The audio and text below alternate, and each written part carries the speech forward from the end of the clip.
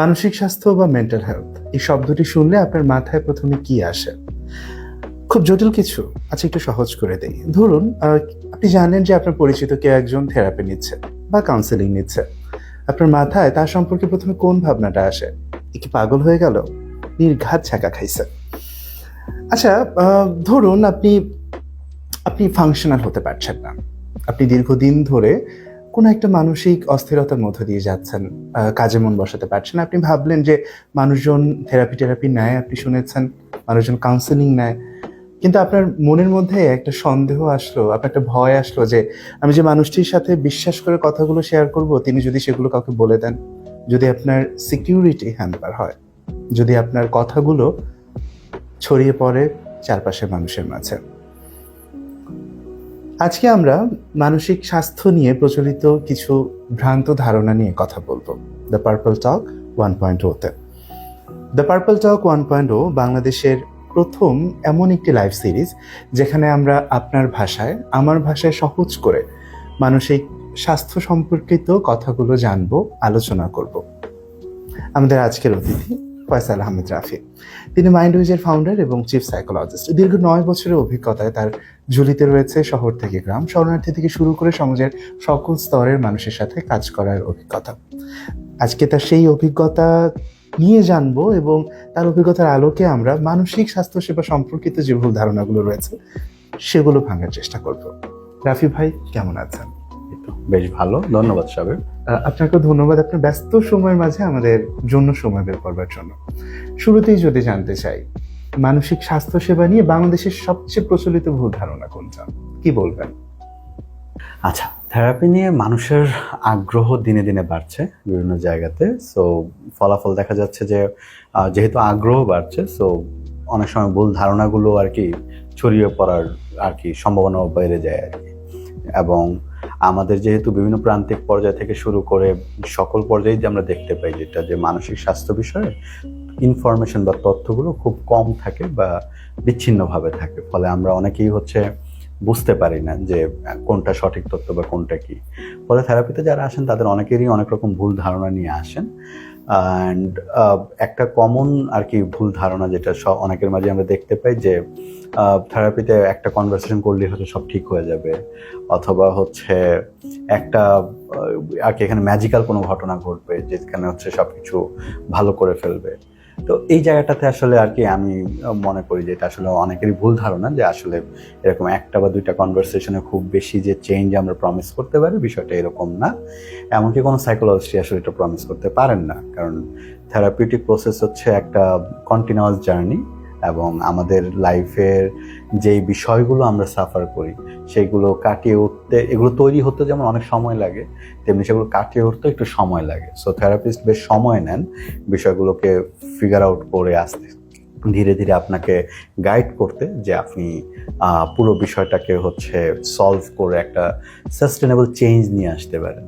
So কোনো থেরাপিতে কোনো প্রকার ম্যাজিক্যাল অথবা ওভারনাইট কোনো চেঞ্জেস প্রমিস করা হয় না, এবং এই জায়গাটাতে আসলে নিজের প্রত্যাশাটুকু ভালোভাবে বুঝে আসাটা আর কি বেটার আমার কাছে মনে হয়। ওকে, এর মানে রাফি ভাই আপনি বলছেন যে আমরা যেরকম মুভিতে দেখে থাকি যে সামনে একটা পেন্ডুলাম ঝুলিয়ে দিয়ে হিপনোটাইজ করে ফেললো, রাতারাতি ট্রমা থেকে বের হয়ে গেল, এটা পসিবল না। এটা একটা জার্নি, এটা ওভারনাইট সম্ভব নয়। রাইট। বেশ অনেকদিন ধরে কাজ করছেন মেন্টাল হেলথ সেক্টরে। কি মনে করেন 2025 সালে এসে এই যে থেরাপি রিলেটেড, যে আমি থেরাপিতে যাবো কিনা হেজিটেশনের একটা জায়গা, এটা চেঞ্জ হয়েছে কিনা মানুষের মাঝে? স্বাভাবিক, এটা আসলে একটা গ্রুপের মধ্যে এটা চেঞ্জ হয়েছে। আমাদের যদি শহর কেন্দ্রিক যেই কমিউনিটিগুলো আছে তাদের মধ্যে বেশ ভালো ধরনের পরিবর্তন আসছে। তারা open to take therapy and going to through this process, এটাতে তারা বেশ আর কি ওপেন হয়েছে। সো হ্যাঁ, যদি 2010, 11, 12, 15 সালের কথা বলি, সেই তুলনায় এখন আর কি সেই গ্রুপটা থেকে বেশি মানুষ থেরাপিতে পার্টিসিপেট করছে, এবং একই সাথে লং টার্মেও থেরাপিগুলো কন্টিনিউ করছে। তবে আমরা যে বিষয়গুলো আর কি আমি মনে করি সেটা যে আমাদের আসলে প্রান্তিক পর্যায়ে আসলে একটু নজর দেওয়া দরকার, বিশেষ করে গ্রাম শহরের বাইরের যে অঞ্চলগুলো রয়েছে সেই জায়গাগুলোতে। এবং আরেকটা জিনিস হচ্ছে মাথায় রাখতে হবে যে থেরাপি বা কাউন্সেলিং বা ইভেন সাইকিয়াট্রিক সাপোর্ট বা মেডিকেশন তারাই সিক করে যাদের মধ্যে severe mental health issues realise করেন তারা। কিন্তু মানুষের জানা দরকার সেটা হচ্ছে যে আমাদের প্রবলেমগুলো আসলে অল্পতেই নানা সিমটমের মাধ্যমে আর কি উঠে আসে। সো আর কি আমরা যদি বিভিন্ন ফেজে, মানে একটা প্রবলেম তো অনেক ফেজে ডেভেলপ করে, রাতারাতি ডেভেলপ করে না যদি এটা জেনেটিক্যাল না হয় বা অন্য কোনো ইস্যু না থাকে। সো একটা বিহেভিয়ারাল ইস্যুস বলি, একটা কগনিশনের কোনো ইস্যু বলি, অথবা একটা ইমোশনাল কোনো ইস্যুস বলি, এটা ধীরে ধীরে তৈরি হয়, attachment issues, relationships and everything. সেগুলো না প্রথম দিকেই হচ্ছে কিছু সিমটম থাকে যেগুলো অ্যাড্রেস করা যেতে পারে। তো এই মানুষগুলো যদি এই সাপোর্টটা পায় যে ইনিশিয়ালি সে বিষয়গুলো জানলো, বুঝলো এবং সেগুলো নিয়ে কাজ করতে পারলো, তখন গিয়ে হচ্ছে সে আরও বেটারভাবে রিকভার করতে পারে। সো আমাদের আর কি সকলের আর কি, যেমন আমরা একটি স্ট্যাটিস্টিক শেয়ার করি যে 16% 17% মানুষের মানসিক অসুস্থতার বিভিন্ন লক্ষণ রয়েছে, কিন্তু তারা হয়তো সাইকিয়াট্রিক সাপোর্ট নেবেন, তারা হয়তো ক্লিনিক্যাল সাইকোলজিস্টের সাপোর্ট নেবেন যেটা তাদেরকে হেল্প করবে রিকভার করতে। কিন্তু আমার বাকি 80% মানুষের কথা মনে রাখতে হবে যে তাদের নানা রকম সিমটম ডেভেলপ করতেছে। সাপোজ আমাদের একটা দেশে বড় ধরনের পরিবর্তন হয়েছে, যেখানে অনেক ধরনের ট্রমাটিক এক্সপিরিয়েন্স হয়েছে, তার হয়তো ইলনেস তৈরি হয় না, মানসিক কোনো অসুস্থতা তৈরি হয় না, বাট তার যেই ট্রমাটা হয়েছে অথবা তার ডে টু ডে লাইফে বা তার অ্যাটাচমেন্ট ফিগারের সাথে অথবা তার রোমান্টিক লাইফে যে ধরনের প্রবলেমগুলো হচ্ছে, দ্যাট মাইট কস্ট আর কি lead to severe mental health issues. So ওই মানুষগুলোর যে ধরনের সাপোর্ট দরকার, যে ধরনের জায়গাতে হচ্ছে তাদেরকে এনকারেজ করা দরকার to take therapy or take any sort of help, ওই জায়গাটাতে হচ্ছে আমার মনে হয় এখন কাজ করার এখনও সুযোগ রয়েছে, বিশেষ করে বাংলাদেশের শহরের বাইরের অঞ্চলগুলোতে, এবং সেই পপুলেশনটাই কিন্তু অনেক বড় একটা পপুলেশন। সো সিনারিও চেঞ্জ হচ্ছে, অনেক মেন্টাল হেলথ প্রফেশনালরাই অর্গানাইজেশনগুলো কাজ করছে, কিন্তু আমার মনে হয় যে এখানে আসলে আরও বড় ধরনের ইনভেস্টমেন্ট দরকার এবং আরও বড় ধরনের কার্যক্রম আর কি দরকার আর কি এই সকল অঞ্চলে। ওকে, মানসিক স্বাস্থ্য আমরা যখন এই ব্যাপারটি নিয়ে আসলে কথা বলতে যাই, অনেকের অনেক মিসকনসেপশন আছে। আমার একটা লম্বা সময় পর্যন্ত ছিল 4টা শব্দ বলছি: সাইকোলজিস্ট, সাইকিয়াট্রিস্ট, থেরাপিস্ট, কাউন্সিলর। আচ্ছা, সাইকিয়াট্রিস্ট, সাইকোলজিস্ট, তারপর হচ্ছে থেরাপিস্ট এবং কাউন্সিলর।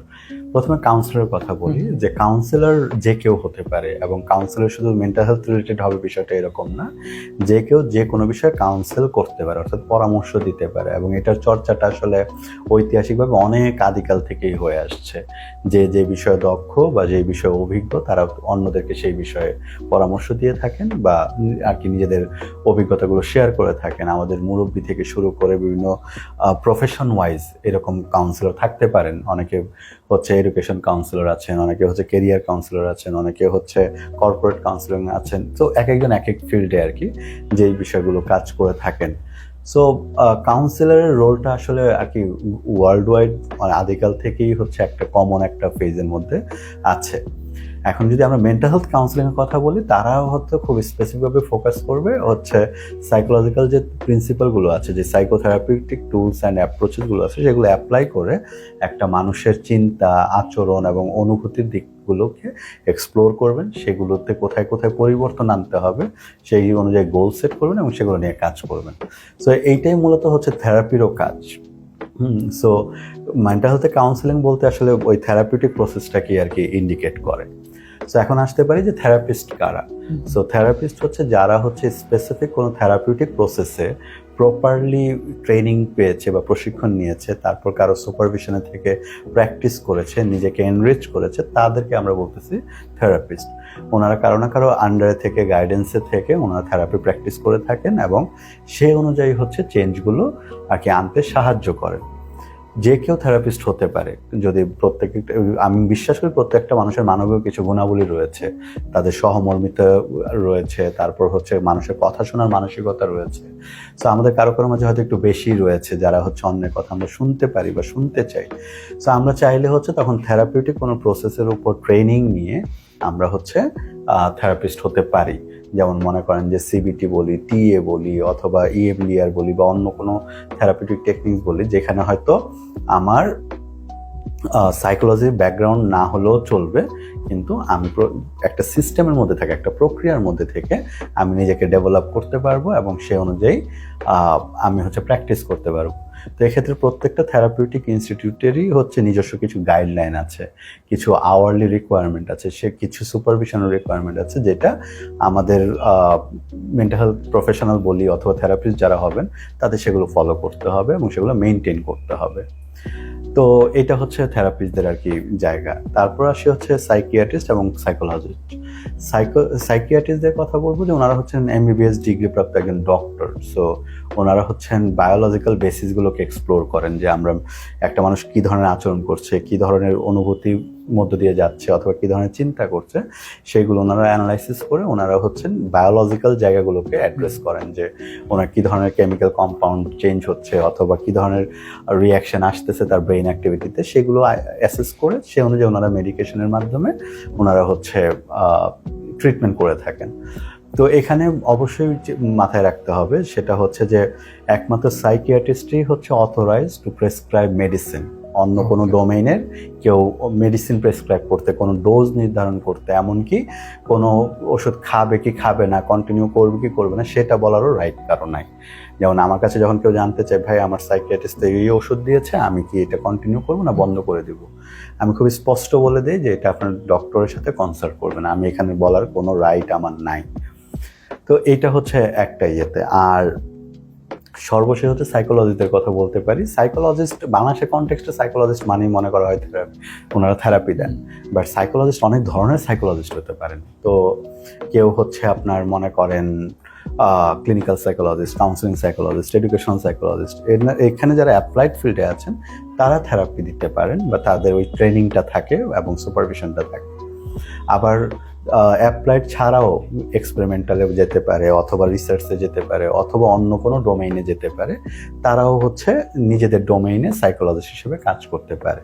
সো সাইকোলজিস্টের কনসেপ্টটা আমার কাছে একটু ব্রডার, একটু সিগনিফিক্যান্ট, কারণ ওনারা বেশ গভীরভাবে আর কি বিষয়গুলোকে অবজার্ভ করেন এবং গবেষণা এবং অন্যান্য টুলসের মাধ্যমে জিনিসগুলোকে এক্সপ্লোর করেন এবং নতুন নতুন থেরাপিউটিক টেকনিকও ওনারা তৈরি করতে পারেন যদি ওনারা সেটা নিয়ে কাজ করেন বা সার্ভিস মডেল তৈরি করতে পারেন।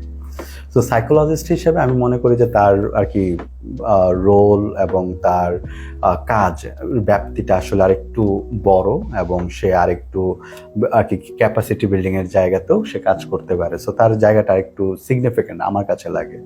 অ্যান্ড পাশাপাশি যারা সাইকিয়াট্রিস্ট তাদেরও সেই জায়গাটা খুব আর কি ওয়াইড, কারণ তারাও গবেষণা করতে পারে এবং তারাও পরবর্তীতে ভালো ভালো মেডিসিন এবং অন্যান্য টেকনিকগুলো ডেভেলপ করতে পারেন, যেগুলো আমাদের পেশেন্টদের জন্য বা ক্লায়েন্টদের জন্য প্রয়োজন।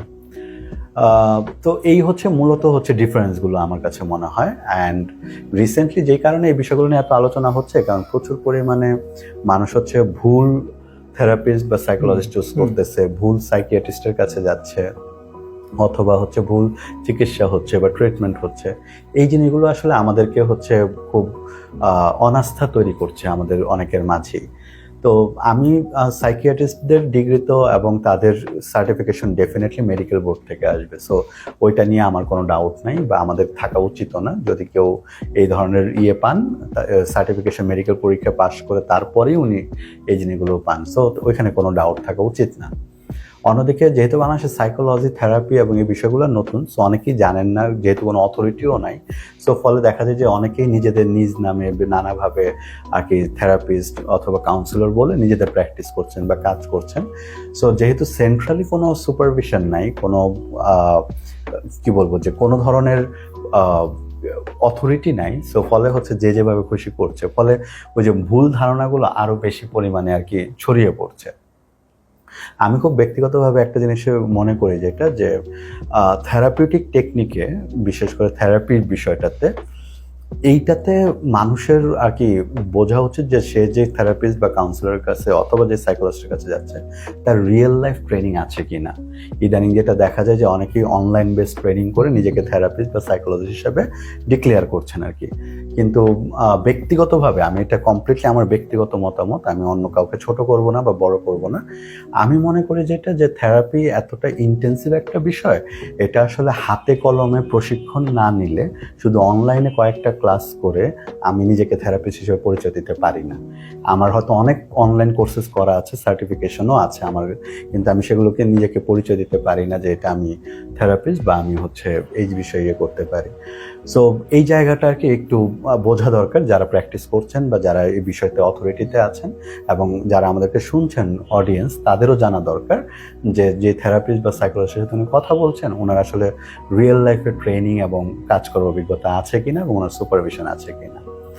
তো এই বিষয়গুলো হচ্ছে আর কি একটু মনে হয় আর কি আলোচিত হওয়া দরকার বা সামনে নিয়ে আসা দরকার, যে শুধুমাত্র অনলাইন কোর্সেস করে আসলে আর কি আমরা একাউকে সাইকোলজিস্ট, কাউন্সিলর বা থেরাপিস্ট বলতে পারি কিনা। ধন্যবাদ রাফি ভাই, বেশ সুন্দর করে আমাদের আসলে পার্থক্যগুলো বুঝিয়ে দিলেন যে সাইকোলজিস্ট, থেরাপিস্ট, সাইকিয়াট্রিস্ট কার কি কাজ। এবং একই সাথে খুব গুরুত্বপূর্ণ একটা কথা কিন্তু উঠে এসছে যে আপনি যখনই কোনো একজন মেন্টাল হেলথ প্রফেশনালের কাছে যাচ্ছেন, আপনি দেখুন আপনি কার কাছে যাচ্ছেন। এবং আরেকটি গুরুত্বপূর্ণ কথা ভাইয়া বলেছেন, সেটা হলো যে শুধুমাত্র সাইকিয়াট্রিস্ট, যিনি একজন মেডিকেল ডক্টর, তিনি ওষুধ প্রেসক্রাইব করতে পারেন, অন্য কোনো মেন্টাল হেলথ প্রফেশনাল ওষুধ প্রেসক্রাইব করার জন্য অথরাইজড না। সো এই জিনিসটা ডেফিনেটলি আমাদের এখন থেকে খেয়াল রাখা উচিত। একটা বিষয় নিয়ে যদি এবার জানতে চাই, আমরা তো পার্থক্যগুলো বুঝলাম যে কার কি কাজ। তো আমি যদি বলি যে আমার যদি কখনো মেন্টাল হেল্প সিক করতে হয়, আমি একজন কার কাছে যাব, আমি ঠিক কাকে চুজ করব? সেটা কি একজন থেরাপিস্ট হবে, সাইকোলজিস্ট হবে, নাকি সাইকিয়াট্রিস্ট হবে? আচ্ছা, যদি সিমটমগুলো আর কি খুব ইন্টেন্স হয়, নিজের ম্যানেজ করতে নিজেকে কষ্ট হয়, তাহলে আমি বলবো যে প্রথমেই সাইকিয়াট্রিস্টের কাছে যাওয়া উচিত। কারণ তার ওই আপনি যখন নিজেকে ম্যানেজ করতে পারছেন না, নিজেকে ঠিক রাখতে পারছেন না, তখন অবশ্যই একজন সাইকিয়াট্রিস্ট ইনিশিয়ালি অ্যাসেসমেন্ট করে আপনাকে একটা প্রপার গাইডলাইন দিবেন এবং আপনার থেরাপি লাগলেও উনি রেকমেন্ড করবেন। আমরা যদি একটা আইডিয়াল ফ্যাসিলিটির কথা চিন্তা করি, ওখানে একজন মানুষ আসলে কি পাবে, তো সে প্রথমে একজন জেনারেল ফিজিশিয়ান পাবে বা ডক্টর পাবেন, যিনি ওভারঅল তার কমপ্লেনগুলো শুনবেন, শুনে তারপর হচ্ছে তাকে অ্যাসাইন করবেন যে তার সাইকিয়াট্রিস্ট লাগবে না থেরাপিস্ট লাগবে। মোস্ট অফ দ্য কেসেসে তারা সাইকিয়াট্রিস্টের কাছে রেফার করবেন। সাইকিয়াট্রিস্ট তাকে অ্যাসেসমেন্ট করে খেয়াল করবেন যে তার কী ধরনের ওষুধ লাগবে বা আদৌ লাগবে কি না। যদি না লাগে তাকে হচ্ছে তখন থেরাপিস্টের কাছে বা ক্লিনিক্যাল বা কাউন্সিলিং সাইকোলজিস্টের কাছে রেফার করে দেবেন। তারপর সেই ক্লিনিক্যাল বা কাউন্সিলিং থেরাপিস্ট যিনি থাকবেন উনি হচ্ছে তাকে থেরাপি দিয়ে অ্যাসেসমেন্ট করে প্রপারলি গোল ওরিয়েন্টেড কাজ করে তাকে রিকভার করে তাকে হেল্প করবেন যাতে হচ্ছে সে ভালোভাবে তার লাইফটা প্রোডাক্টিভ ওয়েতে ডিল করতে পারে বা ম্যানেজ করতে পারে। এখন আমাদের দেশে যেহেতু এই ফ্যাসিলিটিসটা নাই, সো দেখা যায় যেটা যে আমরা অনেকেই র্যান্ডমলি হচ্ছে হেল্প সিক করি আর কি। তো আমি আর কি বলবো যে প্রথমত হচ্ছে হেল্প সিক করাটা is a good thing. So আপনারা হেল্প সিক করেন, আপনাদের নিকটস্থ যিনি আছেন, হ্যাঁ, এটা আমার কাছে আসতে হবে বা অমুকের কাছেই যাইতে হবে, এই ধরনের মানসিকতা পরিহার করেন। করে আপনার প্রথমত দরকার হচ্ছে কার কাছে গেলে আপনি আর কি ইমিডিয়েট হেল্পটা পাবেন। সো আপনার নিকটস্থ যে হসপিটাল আছে, যদি সেখানে সাইকিয়াট্রি ডিপার্টমেন্ট থাকে বা কোনো অর্গানাইজেশন থাকে যেখানে হচ্ছে মেন্টাল হেলথ সাপোর্ট দেওয়া হয়, কাউন্সিলর আছে বা প্রফেশনাল সাইকোলজিস্ট আছে, সেখানে আপনি হেল্পটা সিক করেন এবং সেটা নেন। নেওয়ার পর তারপর হচ্ছে আপনি যদি দেখেন যে ওটা হেল্প করছে না, তখন আপনি আরও এক্সপ্লোর করেন, আরও জানার চেষ্টা করেন কোথায় গেলে প্রপার বা রাইট হেল্পটা পাওয়া যাবে। এবং এটা সেই মানুষদের ক্ষেত্রে প্রযোজ্য যাদের হচ্ছে সিভিয়ার মেন্টাল হেলথের ইস্যুসগুলো আছে, সো তারা এই জিনিসটা অ্যাড্রেস করা দরকার। আর ইন ডে টু ডে লাইফের ইস্যুতে, সাপোজ রিলেশনশিপ ইস্যুস হচ্ছে অথবা হচ্ছে লাইফেও হচ্ছে প্রোডাক্টিভ হচ্ছে না, কেরিয়ার ডিসিশন, আরও অন্যান্য জায়গা থেকে পার্সোনালিটি ডেভেলপমেন্ট, তারপর হচ্ছে ইমোশনাল ওয়েলবিং, ইমোশনাল রেজিলিয়েন্সি তৈরি করা, সেক্ষেত্রে অবশ্যই একজন থেরাপিস্ট বা কাউন্সিলর আপনাকে হেল্প করতে পারেন। সো সাইকোলজিস্টের আর কি খুঁজে বের করেন কার সাথে আপনার সুইটেবল হয়, আপনি তার কাছে অ্যাপয়েন্টমেন্ট নিয়ে তার সাথে হচ্ছে আপনি কাজ করতে শুরু করেন। এখানে একটা ভুল ধারণা আছে অনেকের যে আর কি আমার থেরাপিস্ট বা কাউন্সিলর যাকেই আমি পছন্দ করতেছি তার সাথেই আমার কাজ করতে হবে বা আমার কাজ মিলবে আর কি, বা আমাদের ইয়ে হবে। থেরাপিস্ট বা কাউন্সিলরের সাথে আপনার ম্যাচ হওয়াটাও একটা ম্যাটারে। প্রথম একটা দুইটা সেশনের মধ্যে আপনি বুঝতে পারবেন তার সাথে আপনার স্যুট করতেছে কিনা বা আপনি প্রপারলি তার সাথে কাজ করতে পারছেন কিনা, ওপেন আপ হইতে পারতেছেন কিনা। যেমন আমি যত ভালো কাউন্সিলরই বা থেরাপিস্ট বা সাইকোলজিস্ট হই না কেন, আমার সাথে 50% মানুষের ম্যাচ নাই করতে পারে। তাদেরকে আমি হয়তো তারা যেভাবে হেল্পটা চায় আমি তাদেরকে হেল্প নাও করতে পারি বা হেল্পফুল নাও হতে পারি। সো প্রথম একটা দুইটা সেশনের মাধ্যমে ফিগার আউট করা লাগে যে ওনার সাথে কি আমি প্রপারলি কাজ করতে পারবো কিনা, তারপর হচ্ছে গিয়ে সেটা কন্টিনিউ করা। সো অনেকের হচ্ছে রাইট থেরাপিস্ট খুঁজে পেতেও তাদের স্ট্রাগল করা লাগে। সো আমি বলবো যেটা যে বাংলাদেশের কনটেক্সটে যেহেতু আমাদের ইনফরমেশন অনেক কম, খুঁজে পেতে অনেক কষ্ট হয়, তারপরেও আমি চাইবো যে এক দুজনকে একটু ট্রাই করার জন্য যে কোথায় আপনি আসলে বেটার সাপোর্টটা পাইতেছেন। সো অনেক ক্ষেত্রে দেখা যায় যেটা যে একজনের কাছে গিয়েছি কিন্তু তার কাছে আমার ভালো লাগতেছে না, হ্যাঁ, এবং এটা হতেই পারে, অথবা আমি যেইভাবে চাচ্ছি আমার প্রবলেমটা ডিল করার জন্য থেরাপিস্ট হয়তো সেভাবে আর কি জিনিসটাকে দেখতেছে না, সে হয়তো অন্যভাবে দেখতেছে, অথবা ভিন্ন জায়গায় ফোকাস করতেছে বা ভিন্ন অ্যাপ্রোচে ফোকাস করতেছে। যেমন একটা কমন ইস্যু আমাদের এখানে দেখা যায় যে আমরা ইমোশনাল ইস্যু নিয়ে অনেকে স্ট্রাগল করি, বাট অনেকে হচ্ছে বিহেভিয়ারের দিকে বেশি ফোকাস করে, আবার অনেকে হচ্ছে চিন্তা বা কগনিশনের দিকে বেশি ফোকাস করে। এখন যার ইমিডিয়েট ইমোশনাল সাপোর্টটা দরকার, তাকে যদি আমি কগনিশন অথবা খুবই হেভি কথাবার্তা বলি বা করি, যেটা আসলে সে নিতে পারবে না। তো এই ক্ষেত্রে আর কি আপনার বোঝা দরকার যে আপনার থেরাপিস্ট আপনাকে বুঝতে পারছে কিনা যে এই মুহূর্তে আপনার কোন জিনিসটা দরকার, ওকে, এবং সে অনুযায়ী আর কি কাজ করতে পারছেন কিনা। যেমন আমি যেভাবে কাজ করি আর কি, আমি হচ্ছে আমার ক্লায়েন্টকে বোঝার চেষ্টা করি, তাকে এক্সপ্লোর করতে হেল্প করি। আমি বলতে পারবো না যে আমি খুব ইমিডিয়েটলি প্রবলেম সলভ করতে পারি। আমি যেটা করতে পারি, আমি তাকে হেল্প করতে পারি ধৈর্য সহকারে, তাকে তার পরিস্থিতিটাকে মোকাবেলা করতে, তাকে ধীরে ধীরে এম্পাওয়ার করতে পারি। এখন এমন একজন মানুষ আসলো, না ভাই আমার ইমিডিয়েটলি এই চেঞ্জগুলো আনা লাগবে, যেটা হয়তো আমি পারবো না, হ্যাঁ, তো এই মিসম্যাচগুলো অ্যাড্রেস করা লাগবে। এবং যার সাথে কাজ হবে না, এটার অর্থ এই না যে ওই থেরাপিস্ট ভালো না বা ওই থেরাপিস্ট কাউন্সিলর বা সাইকোলজিস্ট কাজ পারে না, বিষয়টা মোটো এরকম না। হয়তো আপনার সাথে তার ওই ম্যাচটা হবে না, বা আপনার গোল অনুযায়ী হয়তো সে অনুযায়ী কাজ করবে না, সো আপনি আরেকজনকে এক্সপ্লোর করেন। তেমনি থেরাপিস্ট যারা আছেন তাদের জন্য আমার আর কি একটা থাকবে, যেটা যে সবসময় সব ক্লায়েন্টকে একই বক্সে ফিট করানোর চেষ্টা না করাটা। আমাদের দেশে এটারও একটা টেন্ডেন্সি আছে যে যত ক্লায়েন্টই আসুক না কেন, তার যে ধরনের ইস্যু হোক না কেন, যেহেতু সে একটা বা দুইটা থেরাপিউটিক বিষয়ে দক্ষ, সে সেটাতেই হচ্ছে আর কি তাকে ফিট করানোর চেষ্টা করেন।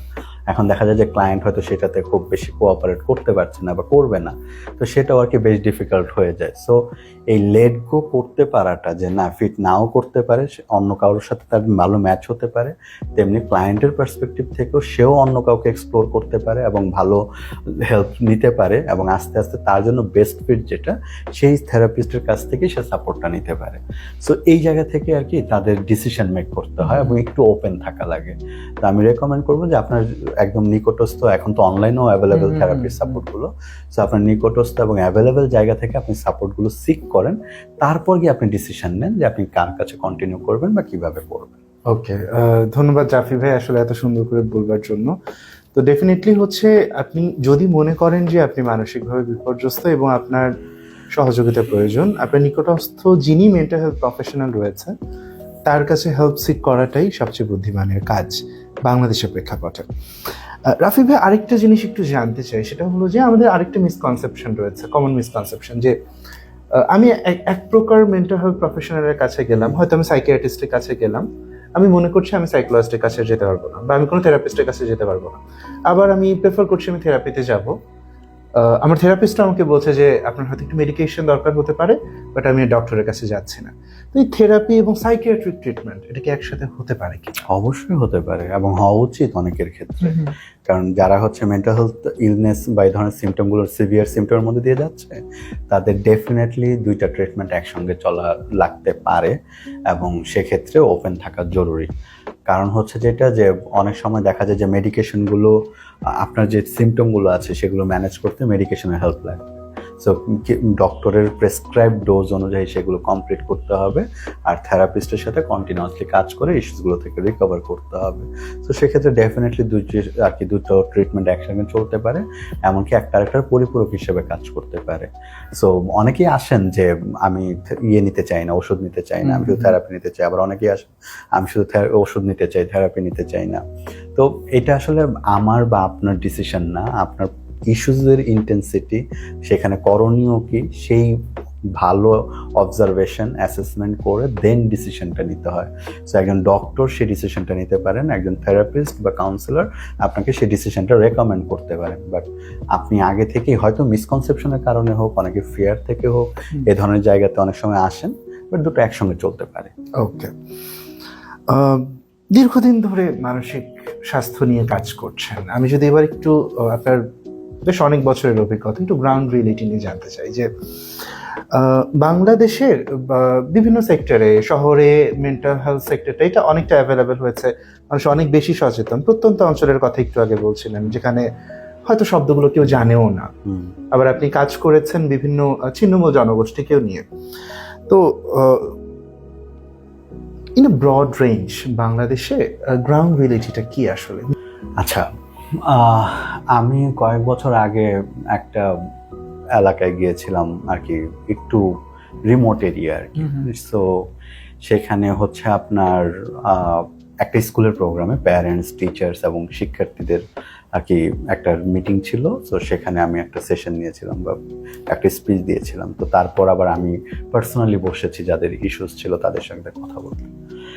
তো প্রত্যন্ত গ্রাম, মানে সেখানে মেন্টাল হেলথ তো দূরের কথা, আর কি এই ধরনের কথাবার্তা কিছুই পৌঁছায় নেই। যখন আমরা প্রোগ্রামটা শেষ করলাম, শেষ করার সময় আমি প্রায় 20-30 মিনিটের মতো একটা লেকচার দিয়েছিলাম। তো তারপর হচ্ছে আমরা যখন ইন্ডিভিজুয়ালি বসেছি, সেখানে দেখলাম যে শিক্ষার্থী এবং প্যারেন্টস তারা আসলে এই বিষয়টা নিয়ে আসলে খুবই আগ্রহী এবং তারা তাদের লাইফের সাথে এটার কানেকশনটা ধরতে পারতেছেন এবং তারা সেই জায়গাটাতে কি করতে পারেন সেটা নিয়ে পরামর্শ চাইতে আসছেন, যে আমাদের তো ঘরে এটা আছে বা আমার ফ্যামিলিতে এটা হচ্ছে বা আমার বাচ্চার মধ্যে এটা আছে। ইভেন বাচ্চারাও তাদের ইস্যুসগুলোকে বুঝে বা ইয়ে করতেছে। সো আর কি জিনিসটা হচ্ছে মানুষের মধ্যে নিড আছে, আর মানুষকে যখন আপনি প্রপারলি এডুকেট করবেন, মানুষ হচ্ছে সেই সাপোর্টটা সিক করবে। এবং আমি মেন্টাল হেলথ এডুকেশন নিয়ে কেন কাজ করছি, কারণ আমি যখন বিভিন্ন পর্যায়ে গিয়েছি সেখানে দেখেছি যে মানুষকে আসলে যে খুব বেশি সাপোর্ট, থেরাপি, ট্রিটমেন্ট করতে হবে বিষয়টা এরকম না। তাদের প্রপার ইনফরমেশনটা পেলে, সেলফ কেয়ারগুলো পেলে, আরও অন্যান্য ম্যাটেরিয়ালস অ্যান্ড টুলস পেলে তারা নিজেদের লাইফ নিজেরা ঠিকভাবে ইয়ে করতে পারে। সো ওই স্কুলের ওই সেটিংসে যেটা খেয়াল করলাম, যে মানুষ একেবারেই জানতো না, সেখান থেকে জানার পর তারা যখন বিষয়টা নিয়ে কথা বলা শুরু করলো বা ইয়ে করা শুরু করলো, তখন দেখা যায় যে তারা আস্তে আস্তে ওপেন আপ করা শুরু করলো অন্যান্যদের সামনেই। তার একজন স্পেশাল নিডস আর কি, চাইল্ড উইথ স্পেশাল নিডস, এরকম একটা বাচ্চা রয়েছে। তারপর হচ্ছে তাকে নিয়ে ওপেনলি সে কথা বললো। সে দীর্ঘদিন পরে আমাকে জানালো যে আমি আসলে আমার বাচ্চাকে সামনে নিয়ে আসতে লজ্জা পেতাম বা ভয় পেতাম, অথবা একটা কারণ হচ্ছে সমাজ কিভাবে দেখবে, কিন্তু তার আজকে সেই ভয়টা কেটে গেছে, যে এটা একটা স্বাভাবিক প্রক্রিয়াতে যেতে পারলে ম্যানেজেবল একটা জায়গায় নিয়ে আসা সম্ভব। অথবা হচ্ছে যেই বাচ্চাটা পড়াশোনা করতে পারছিল না, এংজাইটিতে ভুগতেছিল, এক্সাম এংজাইটিতে, তাকে যখন ছোট ছোট কিছু টিপস দিয়ে তাকে যখন হেল্প করলাম, তখন সে আসলে জিনিসটাকে অ্যাকনলেজ করলো যে না, এটা তো এইভাবে কাজ করে, আমি এটা করে। এবং বেশ কিছুদিন পরে সে আমাকে আবার ফোনও করেছে যে স্যার আপনি যেটা দিয়ে গেছিলেন ওইটা তো আমি এবার পরীক্ষা ভালো করেছি, আমি তো এটা ইয়ে করেছি। সো এই জিনিসগুলো আসলে ছেলেমেয়েরাও উন্মুখ হয়ে আছে, বিশেষ করে তরুণেরা যারা আছে গ্রাউন্ড লেভেলে বা প্রান্তিক লেভেলে, ওরা এগুলো নেওয়ার জন্য রাজি। আমরা অনুভূতির হাতে খড়ি নামে একটা প্রোগ্রাম করেছিলাম বিভিন্ন স্কুলে, এবং এমন সকল প্রত্যন্ত অঞ্চল স্কুলে যেখানে হচ্ছে ওরা মেন্টাল হেলথের বিষয়টা কখনো জানতও না, সেই বাচ্চারা যখন অনেক আগ্রহ দেখিয়েছে এবং টিচার যারা ছিলেন, অভিভাবক যারা ছিলেন, তারাও অনেক আগ্রহ দেখিয়েছেন। এবং আমি যেটাও খেয়াল করলাম যে তরুণ থেকে শুরু করে মোটামুটি অধিকাংশ মানুষই বিষয়গুলোকে জানতে এবং বুঝতে চায়, কিন্তু আনফর্চুনেটলি ওদের কাছে রিসোর্স নেই, ওদের কাছে প্রপার জিনিসটা পৌঁছায় না। So as a mental health professional আমি মনে করি যেটা যে তাদের জন্য এই এডুকেশনাল কন্টেন্টগুলো অনেক বেশি তৈরি হওয়া উচিত, এবং আমরা সেটা নিয়েই কাজ করছি। সো সেই জায়গাটাতে পৌঁছানো উচিত। আর ডেফিনেটলি অনেক চ্যালেঞ্জ আছে, স্টিগমা আছে, সোশ্যাল ক্লাস সিস্টেম আছে, ক্যাপিটালিজমের বিভিন্ন রকম প্রভাব আছে, রিলিজিয়াস ইস্যুজ আছে, তারপর হচ্ছে এথনিসিটি এবং অন্যান্য অ্যাঙ্গেল থেকে নানা ইস্যুজ আছে। ওই বিষয়গুলো তো এক্সিস্ট করে, এবং সবচেয়ে বড় যে ইস্যুটা আছে সেটা হচ্ছে অর্থনৈতিক অবস্থা। সো এই বিষয়গুলো যখন আর কি ইনফ্লুয়েন্স করে, তখন আসলে কেউ মানসিক স্বাস্থ্য নিয়ে কথা বলা অথবা সাপোর্ট নেওয়ার ইয়েটা আর কি খুব কম হবে, এটাই স্বাভাবিক। এই চ্যালেঞ্জগুলোও মোকাবেলা করা সম্ভব, এবং সবাইকে ইনক্লুসিভ একটা জায়গায় নিয়ে এসে সেখানে সবার জন্য সাপোর্টটা এনশিওর করা, সেটা পসিবল। বাট এটার জন্য প্রচুর ইনভেস্টমেন্ট লাগবে, এবং যারা মেন্টাল হেলথ নিয়ে কাজ করছেন তাদের সকলের সামনে আগে আসতে হবে, অ্যাজ এ টিম হিসেবে আসলে এখানে আমাদের কাজ করতে হবে আর কি। মানে আপনি বলছেন যে শহর কেন্দ্রিক যে নির্ভরশীলতা আমাদের, সেটাকে কমিয়ে যদি আমরা একটু প্রান্তিক অঞ্চলে যেতে চাই, তাহলে সেটা আমাদের জনগোষ্ঠীর জন্য ভালো হবে, তাদের মানসিক স্বাস্থ্যের জন্য ভালো হবে।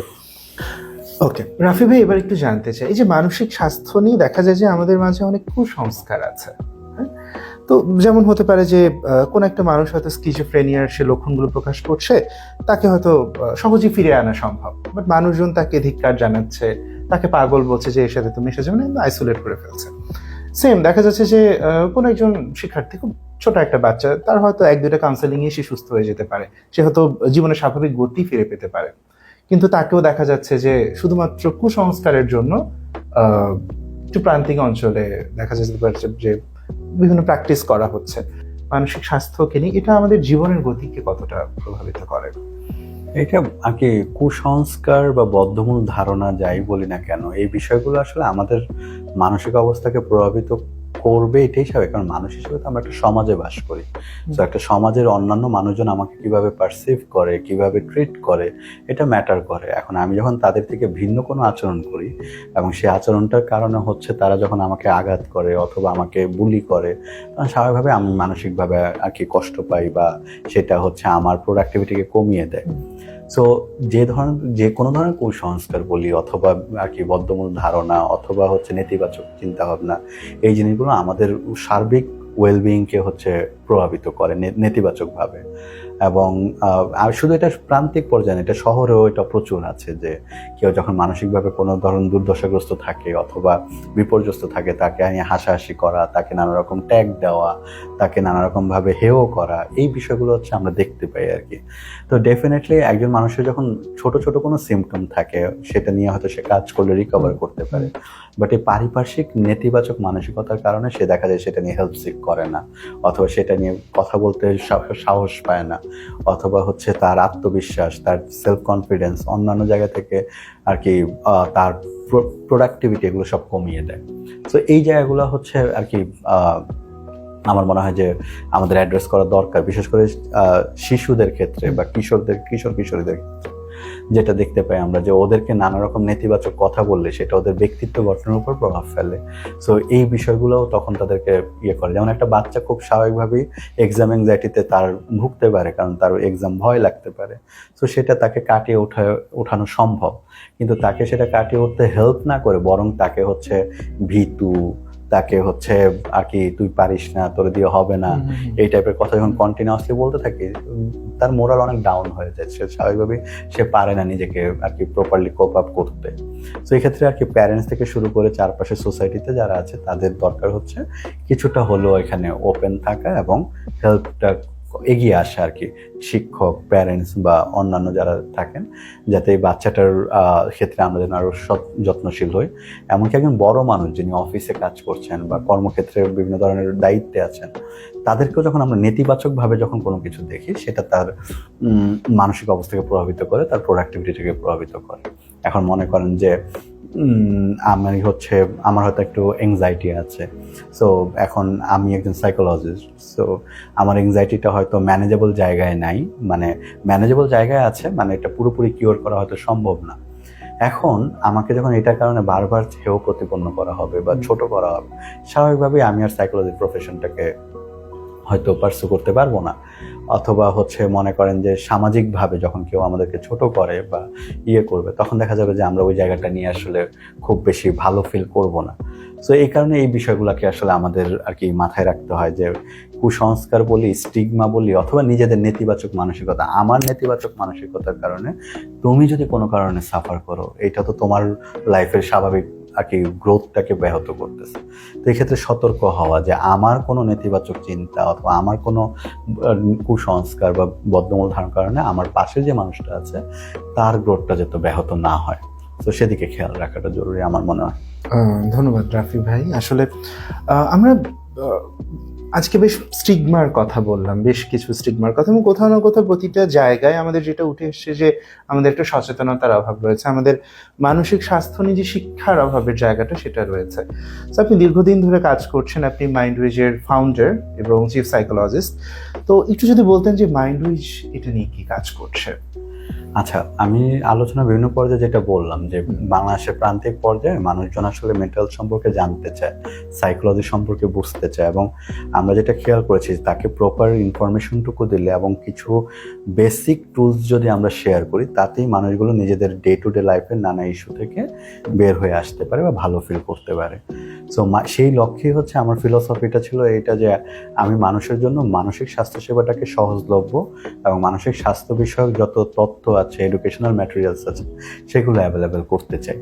তো সেখান থেকে আমরা মাইন্ড উইজের যাত্রা শুরু, এটা আরও অনেক আগে থেকে প্ল্যান ছিল। সো আস্তে আস্তে আমরা আর কি এটার যাত্রাটা শুরু করি এইভাবে যে আমরা বিভিন্ন রকম এডুকেশনাল কন্টেন্ট তৈরি করতে আমরা মনোযোগ দিই। আমরা মানুষের ওয়ান কল অ্যাওয়ে সাপোর্ট, এই সিস্টেমটাকে আমরা প্রমোট করতে চাই। সো আমরা আমাদের একটা নিজস্ব মডেল তৈরি করি সাপোর্টের জন্য, যে দ্য পার্পল লাইন। সো ওখানে যে কেউ কল করতে পারে প্রতিদিন বিকেল 4টা থেকে রাত 2টা পর্যন্ত, ফোন করে সাপোর্ট নিতে পারে। সো আমরা এই ধরনের বিভিন্ন ধরনের আর কি ইনিশিয়েটিভগুলো নিচ্ছি এবং আমাদেরকে মানুষ রিচ আউট করার চেষ্টা করছে, আমরা তাদেরকে সেই রিসোর্সগুলো শেয়ার করছি। এমনকি আমাদের টিম কাজ করছে যাতে হচ্ছে সাইকোলজি বিষয়ে বা মানসিক স্বাস্থ্য বিষয়ে সহজ ভাষায় ভালো ভালো জিনিসগুলো হচ্ছে মানুষ যাতে জানতে পারে এবং নিজেদের লাইফে প্রয়োগ করতে পারে, এই ধরনের রিসোর্স তৈরি করার ক্ষেত্রে। আর লং টার্মে আমরা হচ্ছে বিভিন্ন আর কি অঞ্চলে, বিভিন্ন জেলা ভিত্তিক বলি, উপজেলা ভিত্তিক বলি, আমরা সকল জায়গাতে হচ্ছে মানসিক স্বাস্থ্যের একটা কম্প্রিহেনসিভ ইকোসিস্টেম তৈরি করা, যেখানে সকল ধরনের সাপোর্ট অ্যাভেলেবেল থাকবে, সেই জায়গাগুলো তৈরি করার ক্ষেত্রে আমরা কাজ করছি। সো আমাদের বিভিন্ন প্রজেক্ট, বিভিন্ন কার্যক্রম আর কি চলমান আছে। সো ধীরে ধীরে হয়তো আমাদের ফেসবুক এবং আমাদের সোশ্যাল মিডিয়া, আমাদের ওয়েবসাইট, সেগুলোতে আপডেট পেয়ে যাবে সব। ধন্যবাদ রাফি ভাই, আপনি এত ব্যস্ত সময়ের মাঝেও দ্য পার্পল টক 1.0-তে আপনি এসেছেন, আমাদের একটু সময় দিয়েছেন, সেজন্য আপনাকে অনেক অনেক ধন্যবাদ। ধন্যবাদ সবাইকে যারা এতক্ষণ দ্য পার্পল টক 1.0 এর সাথে ছিলেন। আজকে আমাদের সাথে ছিলেন ফয়সাল আহমেদ রাফি, ফাউন্ডার এবং চিফ সাইকোলজিস্ট মাইন্ডউইচ। তার সাথে কথা বলছিলাম মানসিক স্বাস্থ্য খাতের আমাদের বাংলাদেশে প্রচলিত কিছু ভুল ধারণাগুলো নিয়ে, কিছু স্টিগমা ভাঙার চেষ্টা করছিলাম। এরকম নতুন নতুন অনেক টপিক নিয়ে আমরা আসবো সামনের এপিসোডগুলোতে। চোখ রাখবেন মাইন্ডউইজের ফেসবুক পেজে প্রতি শনিবার দুপুর 12টায়।